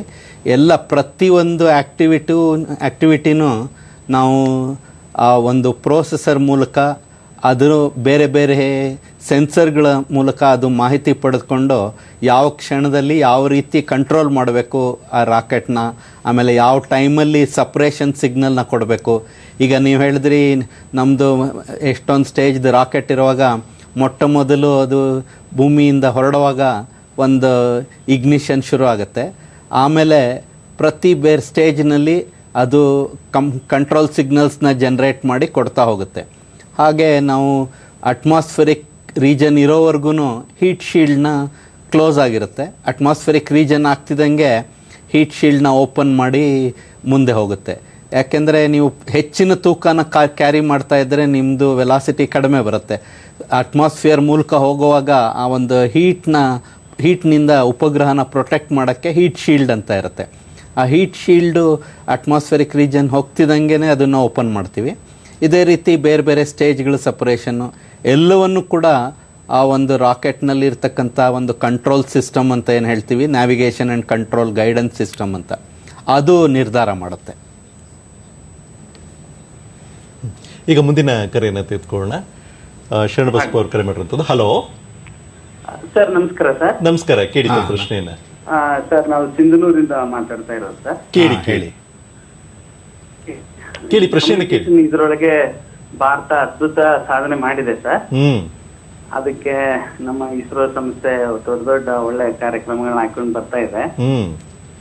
ಮತ್ತೆ ಇತ್ತೀಚೆಗೆ ಇದು ರಕ್ಷಣಾ ಇದ್ರೊಳಗೆ ಈ ಪಂಜಾಬ್ ಬಾರ್ಡರ್ ಒಳಗೆ ದೂರ ಸಂವೇದಿ ತಂತ್ರಜ್ಞಾನದಿಂದ ಕೈಗೊಂಡ ಕಾರ್ಯಕ್ರಮ ಅದ್ಭುತ ಆಗಿದೆ ಸರ್. ವಿಷಯಕ್ಕೆ ಬನ್ನಿ ನೇರವಾಗಿ. ಹ್ಞೂ ಸರ್, ಈಗ GIS ಅದರದ ಉಪಯೋಗ ಏನ್ ಬೇಕಾಗಿತ್ತು ಸರ್? GIS GPS ಯಾವ್ದು ಕೇಳ್ತಾ ಇದ್ದೀರಾ? GIS? ಹೌದು ಸರ್, GIS ಸರ್, ಅಂದ್ರೆ ಈ ಜಿಯೋಗ್ರಾಫಿಕಲ್ ಇನ್ಫಾರ್ಮೇಶನ್ ಸಿಸ್ಟಮ್ ಅಂತ. ಇದು ಈಗ ನಮ್ಮ ದೂರ ಸಂವೇದಿ ಉಪಗ್ರಹಗಳ ಮೂಲಕ ಮಾಹಿತಿಯನ್ನು ಪಡೆದುಕೊಂಡು ನಮ್ಮದು ಈಗ ಒಂದು ಭುವನ್ ಅಂತ ಒಂದು ಪೋರ್ಟಲ್ ಮಾಡಿದ್ದೀವಿ. ಆ ಪೋರ್ಟಲ್ನಲ್ಲಿ ನಮ್ಮ ಇಡೀ ದೇಶದ ಚಿತ್ರಗಳು ಹಾಗೂ ರೋಡ್ ನೆಟ್ವರ್ಕ್ ಇರ್ಬೋದು, ರೈಲ್ ನೆಟ್ವರ್ಕ್ ಇರ್ಬೋದು, ಅಥವಾ ನೀರಿನ ಜಾಗಗಳು, ಸರ್ಫೇಸ್ ವಾಟರ್ ಮ್ಯಾಪಿಂಗ್ ಇರ್ಬೋದು, ಆಮೇಲೆ ಬೇರೆ ಬೇರೆ ಮಾಹಿತಿಗೆ, ಕ್ರಾಪ್ ಫೋರ್ಕಾಸ್ಟಿಂಗಿಗೆ ಅಥವಾ ಡಿಜಿಟಲ್ ಎಲಿವೇಷನ್ ಮಾಡಲ್, ಈ ಎಲ್ಲ ಮಾಹಿತಿಗಳನ್ನ ಈ ಒಂದು ಭುವನ್ ಅಂತ ಪೋರ್ಟಲ್ ಮಾಡಿ, ಆ ಪೋರ್ಟಲ್ ಮೂಲಕ ಈಗ ಸುಮಾರು 3 ರಿಂದ 4 ದಶಕಗಳವರೆಗೆ ನಡೆದಿರ್ತಕ್ಕಂಥ ಕಲೆಕ್ಟ್ ಮಾಡಿರ್ತಕ್ಕಂಥ ವಿಷಯಗಳನ್ನು ಉಪಯೋಗಿಸ್ಕೊಂಡು ಸುಮಾರು ಒಂದು 70 ರಿಂದ 80 ಲೇಯರ್ಗಳು, ಈ ಲೇಯರ್ ಎಲ್ಲ ಪೊಸಿಷನ್ ಡಿಟರ್ಮಿನ್ ಮಾಡಿ, ಈಗ ಯಾವುದೇ ಒಂದು ಪಿಕ್ಚರ್ ತೆಗೆದ್ರೆ ಆ ಪಿಕ್ಚರ್ದು ಒಂದು ಪಾಯಿಂಟು ಯಾವ ಪೊಸಿಷನ್, ಲ್ಯಾಟಿಟ್ಯೂಡ್, ಲಾಂಜಿಟ್ಯೂಡ್ ಬರುತ್ತೆ. ಈ ರೀತಿ ಮಾಹಿತಿ ತಗೊಂಡಾಗ ಈ ಲೊಕೇಶನ್ ಬೇಸ್ಡ್ ಇನ್ಫಾರ್ಮೇಷನ್ ಸಿಸ್ಟಮ್ಸ್ಗೂ ಕೂಡ ಇದು ಸಹಾಯಕಾರಿಯಾಗುತ್ತೆ. ಇದರಿಂದ ನಾವು GISಗೆ ಹೆಚ್ಚಿನ ಮಹತ್ವವನ್ನು ಕೊಟ್ಟು ಈಗ ಮಾನಿಟರಿಂಗ್ ಆ್ಯಕ್ಟಿವಿಟೀಸ್ಗೆ, ಪ್ಲ್ಯಾನಿಂಗ್ ಆ್ಯಕ್ಟಿವಿಟೀಸ್ಗೆ ಎಲ್ಲದಕ್ಕೂ ಸರ್ಕಾರಕ್ಕೆ ಉಪಯೋಗಕಾರಿಯಾಗಲಿ ಅಂತ ಹೇಳಿಬಿಟ್ಟು ಈ ಕೆಲಸನ ನಡೆಸ್ತಾ ಇದ್ದೀವಿ. ಈಗ ಮುಂದಿನ ಕರೆಯನ್ನು ತೆಗೆದುಕೊಳ್ಳೋಣ. ದಾವಣಗೆರೆಯಿಂದ ಇರುವಂಥ ಕರೆ. ಲೋಕೇಶ್ ಅವರು ಕೇಳಿ ತಮ್ಮ ಪ್ರಶ್ನೆಯನ್ನ. ಹಲೋ ಲೋಕೇಶ್ ಅವರು ಕೇಳಿ ಪ್ರಶ್ನೆಯನ್ನು ಕೇಳಿ. Good morning sir. ನಮಸ್ಕಾರ. Good morning. ಮುಖ್ಯವಾಗಿ ಕಿರಣ್ ಕುಮಾರ್ ಸರ್ಗೆ ಮತ್ತೆ ಕಾರ್ಯಕ್ರಮ ನಡೆಸ್ಕೊಂಡ್ರಿಗೆ ನಮ್ಗೆ all the best sir. Thank you. ಮತ್ತೆ ಕಿರಣ್ ಕುಮಾರ್ ಸರ್ ಯಶಸ್ವಿಯಾಗಿ ಮಂಗಳಗ್ರಹಕ್ಕೆ ನಮ್ಮ ದೇಶದಿಂದ ಉಪಗ್ರಹ ಕಳಿಸಿ ನಮ್ಮ ದೇಶದ ಇಸ್ರೋನಲ್ಲಿ ಎಲ್ಲ ಹೆಸರಾಗಿ ಮಾಡಿದಾರೆ ಸರ್. ಆಮೇಲೆ ನನ್ನ ಪ್ರಶ್ನೆ ಏನಂದ್ರೆ, ಈ DTH ಸರ್ವಿಸ್ ಇಂದ ಸರ್ ಏನ್ ನಮ್ ಕೇಂದ್ರ ಸರ್ಕಾರದಿಂದ ಪ್ರೊವೈಡ್ ಮಾಡ್ತಾರಲ್ಲ ಸರ್, ಇದು ಎಜುಕೇಶನ್ ಸಂಬಂಧಪಟ್ಟಂತೆ ಹೆಚ್ಚಿನದಾಗಿ ಏನೇನ್ ನಮ್ಗೆ ಅನುಕೂಲಗಳು ಸಿಗಬಹುದು ಮುಂದಿನ ದಿನಗಳಲ್ಲಿ ಅಂತ ನಾ ಕೇಳಕ್ ಇಷ್ಟಪಡ್ತೀನಿ. ಓಕೆ, ಈ ಒಂದು DTH ಸರ್ವಿಸಸ್ ಅಂದರೆ ಈಗ ನಿಮ್ಮ ಡೈರೆಕ್ಟ್ ಟು ಹೋಮ್ ಸರ್ವಿಸ್ ಅಂತ. ಈಗ ನಾವು ಉಪಗ್ರಹಗಳ ಮೂಲಕ ಈ ಕೆಲವು ಚಾನಲ್ಸ್ಗಳನ್ನ ಸ್ಪೆಸಿಫಿಕ್ ಆಗಿ ಎಜುಕೇಷನ್ಗೆ ಉಪಯೋಗ ಆಗೋ ಹಾಗೆ ಸ್ಕೂಲ್ಗಳಲ್ಲಿ, ಕಾಲೇಜ್ಗಳಲ್ಲಿ ಹಾಗೂ ದೂರದಲ್ಲಿರ್ತಕ್ಕಂಥ ಕೆಲವು ಜಾಗಗಳಿಗೆ ಹೆಚ್ಚಿನ ರೀತಿಯಲ್ಲಿ ಈಗ ಎಷ್ಟೋ ಸರಿ ಏನಾಗುತ್ತೆ ಅಂದರೆ ಟೀಚರ್ಗಳು, ಪ್ರೊಫೆಸರ್ಗಳು ರಿಮೋಟ್ ಪ್ಲೇಸಸ್ಗೆ ಹೋಗೋದಕ್ಕೆ ಕಷ್ಟ ಆಗೋಂಥ ಸಮಯದಲ್ಲಿ ಅಂತಹ ವಿದ್ಯಾರ್ಥಿಗಳಿಗೆ ಅವರು ಒಳ್ಳೆ ಪ್ರೊಫೆಸರ್ಗಳು, ಟೀಚರ್ಗಳ ಒಂದು ಪಾಠನ ಕೇಳೋದಕ್ಕೆ ಅವಕಾಶ ಆಗೋ ಹಾಗೆ ರಿಮೋಟ್ ಪ್ಲೇಸಸ್ಗೆ ಕನೆಕ್ಟ್ ಮಾಡೋಕ್ಕೆ ನಮ್ಮ ಪ್ರಯತ್ನಗಳು ನಡೀತಾ ಇದೆ. ಈಗಾಗಲೇ ಸುಮಾರು ಟೆಲಿ ಎಜುಕೇಷನ್ ಬಗ್ಗೆ ನಡೆಸಿದ್ದೀವಿ. ಬಟ್ ಇನ್ನು ಮುಂದಿನ ದಿನಗಳಲ್ಲಿ ಇನ್ನೂ ಹೆಚ್ಚಿನ ರೀತಿಯಲ್ಲಿ ಈ ಕೆಲಸ ನಡೆಯುತ್ತೆ. ಯಾಕೆಂದರೆ ನಾವು ದಿನೇ ನಮ್ಮ ಕ್ಷಮತೆಯನ್ನು ಹೆಚ್ಚಿಸ್ತಾ ಇದ್ದೀವಿ. ಅಂದರೆ ಎಷ್ಟು ಟ್ರಾನ್ಸ್ಪಾಂಡರ್ಗಳ ಅವೈಲಬಿಲಿಟಿ ಇರುತ್ತೆ ಈ ಕೆಲಸಕ್ಕೆ ಅಂತ. ಅದು ಜಾಸ್ತಿ ಆದಂಗೆ ಅದರ ಉಪಯೋಗ ಕೂಡ ಇನ್ನೂ ಜಾಸ್ತಿ ಆಗುತ್ತೆ. ಮತ್ತು ಇದ್ರ ಜೊತೆ ನಮಗೊಂದು ಕುತೂಹಲ ಏನು ಅಂತಂದರೆ, ಇಡೀ ವಿಶ್ವವನ್ನು ನಾವು ನೋಡುವಂಥ ಸಂದರ್ಭದಲ್ಲಿ ನಮ್ಮ ಸ್ಥಾನ ಹೇಗಿದೆ, ನಮ್ಮ ಭಾರತದ ಸ್ಥಾನ ಅನ್ನುವಂಥದ್ದು ಕೂಡ. ಯಾಕಂದರೆ ಬೇರೆ ದೇಶಗಳು ಕೂಡ ಈ ನಿಟ್ಟಿನಲ್ಲಿ ಕೆಲಸ ಮಾಡ್ತಾ ಇದೆ. ಈಗ ದೂರ ಸಂಪರ್ಕ ಸಾಧನೆ ಬಗ್ಗೆನೇ ನೋಡಿದ್ರೆ ನಾವು ವಿಶ್ವದಲ್ಲಿ ನಮ್ಮದು 3ನೇ ಲಾರ್ಜೆಸ್ಟ್ ಟೆಲಿಕಮ್ಯುನಿಕೇಷನ್ ನೆಟ್ವರ್ಕ್ ಇರ್ತಕ್ಕಂಥದ್ದು ಉಪಗ್ರಹಗಳದು. ಇದರಲ್ಲಿ ನೀವು ಟೆಲಿವಿಷನ್ ಸರ್ವಿಸಸ್ ಇದೆ, ಆಮೇಲೆ ಈಗ ಎಕನಾಮಿಕ್ ಆ್ಯಕ್ಟಿವಿಟೀಸ್ಗೆ ಬೇಕಾಗುವಂಥದ್ದು ATM ಕನೆಕ್ಟಿವಿಟಿ ಅಥವಾ ಬ್ಯಾಂಕ್ ಟು ಬ್ಯಾಂಕ್ ಕನೆಕ್ಟಿವಿಟಿ, ಹಾಗೆ ಬೇರೆ ಕೆಲಸಗಳಿಗೆ ಉಪಯೋಗ ಆಗುವಂಥದ್ದು ಈಗ ಟೆಲಿಫೋನ್ ಕನೆಕ್ಟಿವಿಟಿ ಕೂಡ. ಇದೆಲ್ಲದಕ್ಕೂ ಜೊತೆಗೆ ಟೆಲಿಮೆಡಿಸಿನ್, ಈಗ ನಾವು ಅಂಡಮಾನ್ ಐಲ್ಯಾಂಡ್ಸ್ ಆ ಥರ ಐಲ್ಯಾಂಡ್ಸ್ಗಳ ಮೂಲಕ ಅಲ್ಲಿಂದ ಈ ಒಂದು ಕನೆಕ್ಟಿವಿಟಿ ಮೂಲಕ ರೋಗಿಗಳಿಗೆ ಸೂಪರ್ ಸ್ಪೆಷಾಲಿಟಿ ಹಾಸ್ಪಿಟಲ್ಗಳಿಗೆ ಕನೆಕ್ಟ್ ಮಾಡೋದಕ್ಕೆ ಈ ರೀತಿ. ಸೊ ನಮ್ಮ ದೇಶದಲ್ಲಿ we can say we are 3rd largest telecommunication network ಪ್ರಪಂಚದಲ್ಲಿ ಇರೋದು. ಈಗ ಮುಂದಿನ ಕರೆಯನ್ನು ತೆಗೆದುಕೊಳ್ಳೋಣ. ಜನಪುರದಿಂದ ಇರೋದಕ್ಕೆ ವಿರೂಪಾಕ್ಷ ಅವರು ಕೇಳಿ ತಮ್ಮ ಪ್ರಶ್ನೆಯನ್ನ. ನಮಸ್ಕಾರ ಸರ್, ಕಿರಣ್ ಕುಮಾರ್ಗೆ ತಮಗೂ ನಮಸ್ಕಾರ. ನಮಸ್ಕಾರ. ಸೆಟಲೈಟ್ ಟೆಕ್ನಾಲಜಿಯಲ್ಲಿ ನಮ್ಮ ದೇಶ ಬಹಳಷ್ಟು ಕ್ರಾಂತಿ ಮಾಡಿದೆ, ಅದೆಲ್ಲ ಅಭಿಮಾನದ ಸಂಗತಿ. ಆದ್ರೆ ಈ ಎಲೆಕ್ಟ್ರೋಮ್ಯಾಗ್ನೆಟಿಕ್ ರೇಡಿಯೇಷನ್ ದಿಂದ ನಮ್ಮ ಪರಿಸರದ ಮೇಲೆ ಅತ್ಯಂತ ಘೋರ ದುಷ್ಪರಿಣಾಮ ಆಗಿದ್ದು ಪ್ರಾಣಿ ಪಕ್ಷಿ ಸಂಕುಲ ಎಲ್ಲ ಹಾಳಾಗ್ತಾ ಇದೆ ಅನ್ನೋದು ಪ್ರೂವ್ ಆಗಿದೆ ಸರ್. ಒಂದು. ಇನ್ನೊಂದು ಏನಂತಂದ್ರೆ, ಈಗ ನಾವು ಈ ಸೆಟಲೈಟ್ಸ್ ಅಥವಾ ಇನ್ಫಾರ್ಮೇಶನ್ ಟೆಕ್ನಾಲಜಿ ಡೆವಲಪ್ ಆಗಿ ಸಮೀಪ ಇದ್ದವ್ರನ್ನ ನಾವು ಇದು ಮರೀತಾ ಇದೀವಿ. ನಾವು ಅವ್ರ ನೇಬರ್ಸ್ ಹಾವ್ ಬಿಕಮ್ ಫಾರಿನರ್ಸ್ ನಮ್ಗೆ ಒಂದು ರೀತಿಯಿಂದ ನೋಡ್ಬೇಕು. ಇದು ಅಲ್ಲದೆ ಈ ದೂರ ಸಂಪರ್ಕದಿಂದ ನಮ್ಮ ಆತ್ಮೀಯವಾಗಿರ್ತಕ್ಕಂಥ ಸಂಬಂಧಗಳು, ಪರಸ್ಪರವಾಗಿರ್ತಕ್ಕಂಥ ವೈಯಕ್ತಿಕ ಸಂಬಂಧಗಳು ಇವು ದೂರ ಆಗ್ತಾ ಇದ್ದೇವೆ. ಇದ್ರ ಬಗ್ಗೆ ನಾವು ಸ್ವಲ್ಪ ಚಿಂತನೆ ಮಾಡಬೇಕಾಗ್ತದೆ. ಕೇವಲ ನಾವು ಇನ್ಫಾರ್ಮೇಶನ್ ದಿಂದ ನಾವು ಡೆವಲಪ್ ಆಗಿದ್ದೀವಿ ಅಥವಾ ನಾವು ಪ್ರಗತಿ ಸಾಧಿಸ್ತೀವಿ ಅಂತ ಹೇಳಿ ನೀವು ಹೇಳೋದು 100ಕ್ಕೆ 100ರಷ್ಟು ಸತ್ಯ. ಆದರೆ ನಾವು ಇದರಲ್ಲಿ ಏನು ನೋಡಬೇಕು ಅಂದರೆ, ಈ ವಿಜ್ಞಾನ ಅಥವಾ ತಂತ್ರಜ್ಞಾನ ಒಂದು ಹೊಸ ಟೂಲ್ಸ್ನ ಸೌಲಭ್ಯಗಳನ್ನು ಒದಗಿಸ್ಕೊಡುತ್ತೆ. ಆದರೆ ಅದನ್ನು ಯಾವ ರೀತಿ ಉಪಯೋಗಿಸ್ತೀವಿ ಅನ್ನೋದು ನಮ್ಮ ಮೇಲೆ ನಿರ್ಭರವಾಗಿರುತ್ತೆ. ನಾವು ಅದನ್ನು ಒಳ್ಳೆ ರೀತಿಯಲ್ಲಿ ಉಪಯೋಗಿಸ್ಕೊಂಡ್ರೆ ಅದು ಒಳ್ಳೆ ಕೆಲಸ ಮಾಡುತ್ತೆ, ಅಥವಾ ನಾವು ಅದನ್ನು ದುರುಪಯೋಗ ಮಾಡಿಕೊಂಡ್ರೆ ಇನ್ನೊಬ್ಬರಿಗೆ ಅದರಿಂದ ಹಾನಿ ಆಗುತ್ತೆ. ಅದರಿಂದ ಇದು ವಿಜ್ಞಾನ ಅಥವಾ ತಂತ್ರಜ್ಞಾನದ ಕೊರತೆ ಅಲ್ಲ, ಮಾನವನ ಯೋಚನೆ ಮಾಡತಕ್ಕಂಥ ಒಂದು ಯಾವ ರೀತಿ ಇದೆ, ವಿಧಾನ ಇದೆ, ಇದ್ರ ಮೇಲೆ ನಾವು ಹೆಚ್ಚಿನ ಇದನ್ನು ಕೊಟ್ಟು ಇದು ಮಾಡಬೇಕಾಗತ್ತೆ. ಇದರಿಂದ ನಾವು ವಿಜ್ಞಾನಕ್ಕೆ ಅಥವಾ ತಂತ್ರಜ್ಞಾನಕ್ಕೆ ದೋಷಿಸೋದು ಸರಿಯಲ್ಲ.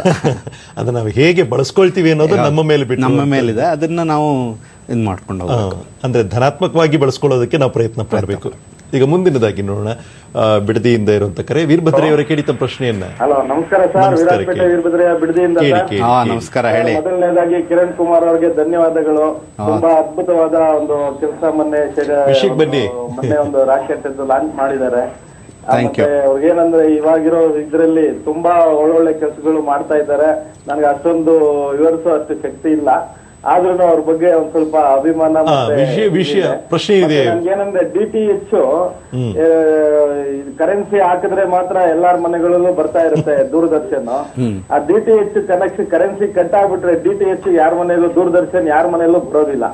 ಆ ಒಂದು ಇದಕ್ಕೆ ಎಲ್ಲ ಬಡಬಗ್ರು ಮನೆಗಳಿಗೆಲ್ಲ ಬರೋ ಅಂತ ಒಂದು ವ್ಯವಸ್ಥೆ ಮಾಡಿದ್ರೆ ಚೆನ್ನಾಗಿರುತ್ತೆ ಅಂತ ನನ್ನ ಒಂದು ಭಾವನೆ ಸರ್. ಈಗಾಗಲೇ DTH ದೂರದರ್ಶನ್ DTH ಇದೆ. ಅಂದರೆ ಇದನ್ನು ಕೂಡ ನೀವು ಹೇಳ್ತಾ ಇರೋದು ಈ ದೂರದರ್ಶನ ಬ್ರಾಡ್ಕಾಸ್ಟಿಂಗ್ ಸರ್ವಿಸ್ನವರು ನನ್ನ ಇನ್ಫಾರ್ಮೇಷನ್ ಪ್ರಕಾರ ಅವರೇನು ಅದಕ್ಕೆ ದುಡ್ಡು ತಗೊಳ್ಳಲ್ಲ. DTH actually free to broadcast ಅಂತಾನೆ, ಫ್ರೀ ಟು ಏರ್ ಅಂತಾನೆ ಅವರು ಎಲ್ಲ ಚಾನಲ್ಗಳನ್ನ ಮಾಡೋದು. ಎಲ್ಲರೂ ಅದನ್ನು ಫ್ರೀಯಾಗೇ ಸಪ್ಲೈ ಮಾಡಬೇಕು. ನೀವು ಹೇಳ್ತಾ ಇರೋ ಥರ ನೋಡಿದ್ರೆ ಕೆಲವು ಕಡೆ ಪ್ರಾಬ್ಲಿ ಅದು ಆಗ್ತಾ ಇಲ್ಲ ಅಂತ ಕಾಣುತ್ತೆ. ಆದರೂ ದೂರದರ್ಶನ ಅನೇಕ ವಾಹಿನಿಗಳೆಲ್ಲ ಬರ್ತಾ ಇದೆ. ಇದರ ಜೊತೆಗೆ ಅದು ಖಾಸಗಿಯಾಗಿರುವಂಥದ್ದು. ಆಮೇಲೆ ಇದ್ರ ಜೊತೆಗೆ ಮತ್ತೊಂದು ನಾನು ಪೂರಕವಾಗಿ ಕೇಳುವಂಥದ್ದು, ಈ ಹಿಂದೆ ಕರೆ ಮಾಡಿದಂಥವ್ರು ಕೇಳ್ತಾ ಇದ್ರಿ ಪ್ರಶ್ನೆಯನ್ನ, ಏನಂತಂದ್ರೆ ಪರಿಸರದ ಮೇಲೆ ಇದರಿಂದ ಏನಾದರೂ ಪರಿಣಾಮ ಬೀರ್ತಾ ಇದೆಯಾ ಅನ್ನುವಂಥದ್ದು. ಜೊತೆಗೆ ನಾವು ಬೆಳಿಗ್ಗೆ ಎದ್ದ ತಕ್ಷಣ ಗುಬ್ಬಚ್ಚಿಗಳನ್ನ ನಾವು ನೋಡ್ತಾ ಇದ್ವಿ, ಇತ್ತೀಚಿನ ದಿನಗಳಲ್ಲಿ ಅದು ಕಾಣಿಯಾಗಿದೆ. ಆದರೂ ಕೂಡ ಹೆಚ್ಚು ದೂರುವಂಥದ್ದು ನಮಗೆ ಮೊಬೈಲ್ ಬಂತು ಅಂತ. ಈ ನಿಟ್ಟಿನಲ್ಲಿ ತಾವೇನು ಹೇಳ್ತೀರಾ?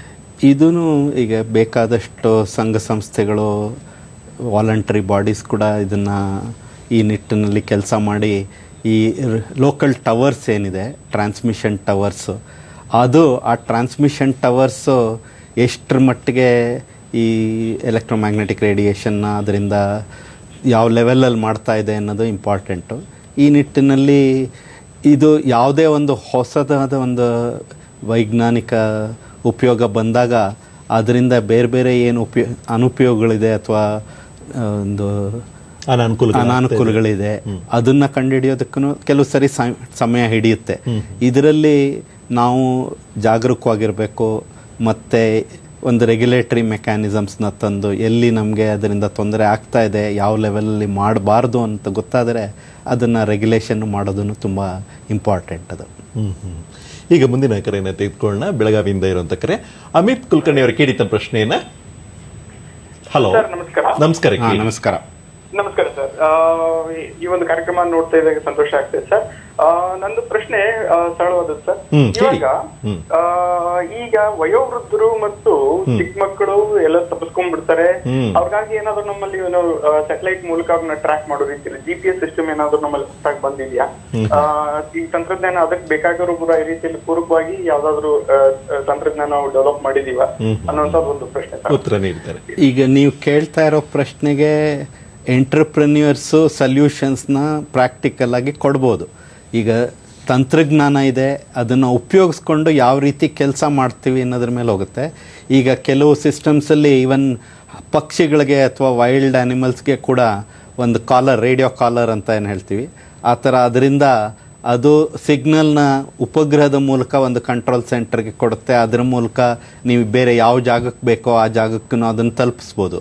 ಈಗ ನೀವು ಹೇಳೋ ಹಾಗೇ ಅವರು ಏನಾದ್ರು ಒಂದು ಡಿವೈಸ್ನ ಕ್ಯಾರಿ ಮಾಡ್ತಾ ಇದ್ದರೆ ಆ ಡಿವೈಸ್ ಮೂಲಕ ಅವ್ರು ಇರ್ತಕ್ಕಂಥ ಲ್ಯಾಟಿಟ್ಯೂಡ್, ಲಾಂಜಿಟ್ಯೂಡು, ಯಾವ ಸಮಯದಲ್ಲಿ ಅಲ್ಲಿದ್ದಾರೆ, ಈ ಒಂದು ಮಾಹಿತಿಯನ್ನು ಒಂದು ಉಪಗ್ರಹದ ಸಂಪರ್ಕದ ಮೂಲಕ ಕಂಟ್ರೋಲ್ ಸೆಂಟರ್ಗೆ ಅಥವಾ ನೀವು ಬೇರೆ ಯಾವುದೋ ಒಂದು ಸ್ಪೆಸಿಫಿಕ್ ಜಾಗಕ್ಕೆ ಹೇಳಿದ್ರೆ ಆ ಜಾಗಕ್ಕೆ ಈ ರೀತಿ ಮಾಡೋ ಅಂಥ ಕೇಪಬಿಲಿಟಿ ಅಥವಾ ಕ್ಷಮತೆ ಇವಾಗ ಇದೆ. ಅದನ್ನು ಅಪ್ರೋಪ್ರಿಯೇಟ್ ಆಗಿ ಎಂಟರ್ಪ್ರೆನ್ಯೂರ್ಸ್ ಅಥವಾ ಸರ್ವಿಸ್ ಪ್ರೊವೈಡರ್ಸು ಅದನ್ನು ಮಾಡ್ಬೋದು. ಈಗ ಮುಂದಿನ ಕರೆಯನ್ನು ತೆಗೆದುಕೊಳ್ಳೋಣ. ತುಮಕೂರಿಂದ ಇರುವಂತ ಕರೆ ವಿಜಯಲಕ್ಷ್ಮಿ ಅವರೇ ಕೇಳಿದ ಪ್ರಶ್ನೆಯನ್ನ. ಹಲೋ, ನಮಸ್ಕಾರ. ಹೇಳಿ.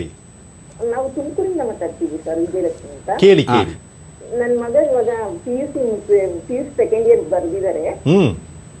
ಅವಾಗ ಇಸ್ರೋಗೆ ಜಾಯಿನ್ ಆಗ್ಬೇಕು ಅಂತ ಇದ್ದಾರೆ. ಅದರಿಂದ ಇಂಜಿನಿಯರಿಂಗ್ ಅಲ್ಲಿ ಯಾವ ಕೋರ್ಸ್ ತಗೊಂಡ್ರೆ ಅವ್ರಿಗೆ ಈಸಿಯಾಗಿ ಅಲ್ಲಿ ಹೋಗ್ಬೋದು ಅನ್ನೋದು ಚಾನಲ್ ಆಗಿ.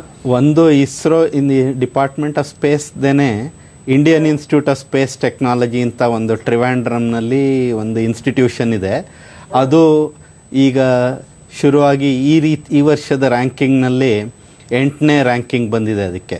ಸೊ ಅಲ್ಲಿ ಒಂದು ಎಂಟ್ರೆನ್ಸ್ ಎಕ್ಸಾಮು ಎಲ್ಲ ಇರುತ್ತೆ. ಅದನ್ನು ಅವರು ಪಾಸ್ ಮಾಡಿ ಸೆಲೆಕ್ಟ್ ಆದರೆ ಅಲ್ಲಿ ಅವರ ಪೂರ್ತಿ ಒಂದು ಎಜುಕೇಷನ್ ಸಿಸ್ಟಮು ಎಲ್ಲ ಫ್ರೀಯಾಗಿ ಸಿಗುತ್ತೆ. ಜೊತೆಗೆ ಅವರು ಮಿನಿಮಮ್ ಲೆವೆಲ್ ಕ್ರಾಸ್ ಮಾಡಿದ್ರೆ ಅವ್ರಿಗೆ 100% ಅಬ್ಸಾರ್ಪ್ಷನ್ ಇನ್ ಇಸ್ರೋ ಕೂಡ ಗ್ಯಾರಂಟಿ ಇರುತ್ತೆ. ಈ ಒಂದು Indian institute of space technology ಅಂತ ಒಂದು ಏನು ಇನ್ಸ್ಟಿಟ್ಯೂಷನ್ ಇದೆ ಅದಕ್ಕೆ ಸೇರೋ ಪ್ರಯತ್ನ ಮಾಡ್ಬೋದು. ಅದು ಬಿಟ್ಟರೆ ಬೇರೆ ಕಡೆ ನಮ್ಮ ಇಸ್ರೋನಲ್ಲಿ ಎಲ್ಲ ಬೇರೆ ಬೇರೆ ಡಿಸಿಪ್ಲಿನ್ಸಲ್ಲಿ ಕೂಡ ಜನಗಳು ಬೇಕಾಗ್ತಾರೆ.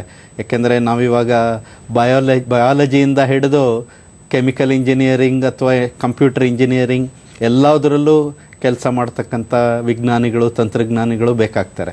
ಅದರಿಂದ ಇದೇ ಒಂದು ಡಿಸಿಪ್ಲಿನ್ ಬೇಕು ಅಂತ ಏನು ಇದಿಲ್ಲ. ಅವ್ರಿಗೆ ಹುಡುಗನಿಗೆ ಯಾವುದರಲ್ಲಿ ಆಸಕ್ತಿ ಇದೆ ಅದರಲ್ಲೇ ಚೆನ್ನಾಗಿ ಮುಂದೆ ಬಂದರೆ ಆಮೇಲೆ ಅದರಲ್ಲೂ ಅವರು ಪ್ರಯತ್ನ ಮಾಡ್ಬೋದು ಸೇರೋದಕ್ಕೆ.